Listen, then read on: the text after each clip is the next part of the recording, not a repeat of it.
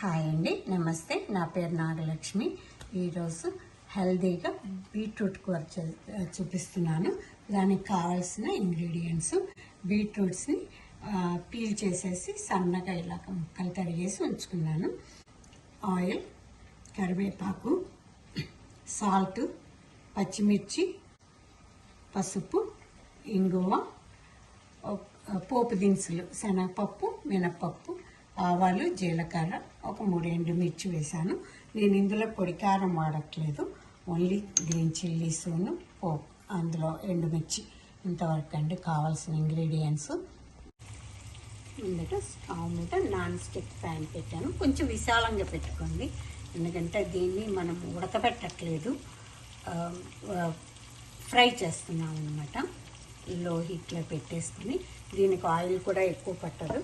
ఒక table spoon oil వేసేసుకొని పోపు చేసుకుందాము. పోపు దినుసులు,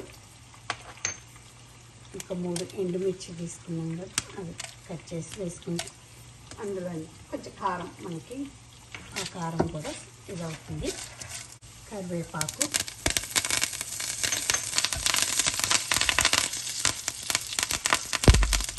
ఇంగువ వేసేసుకొని, పచ్చిమిర్చి ముక్కలు,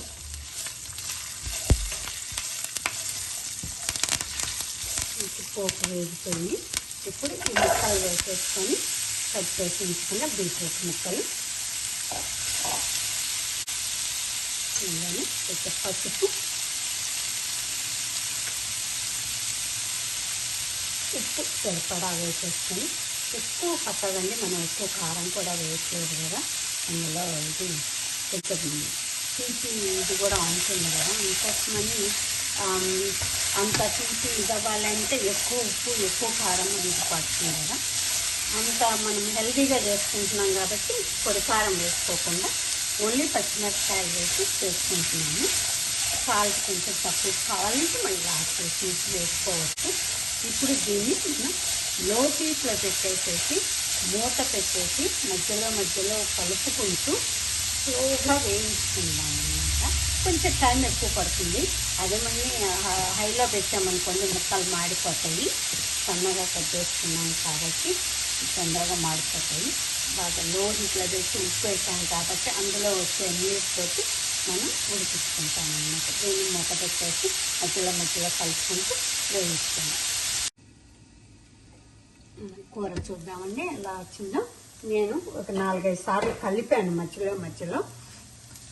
చూసారా, ఇందాక ఉన్న ముక్కలకి ఇప్పటికీ మనకి వేగేటప్పటికల్లా సగానికి తగ్గిపోతాయి. అందుకని జాగ్రత్తగా ఉప్పు ముందరే చాలా ముక్కలు ఉన్నాయి కదా అని వేసేసుకున్నాం అనుకోండి ఎక్కువైపోతుంది.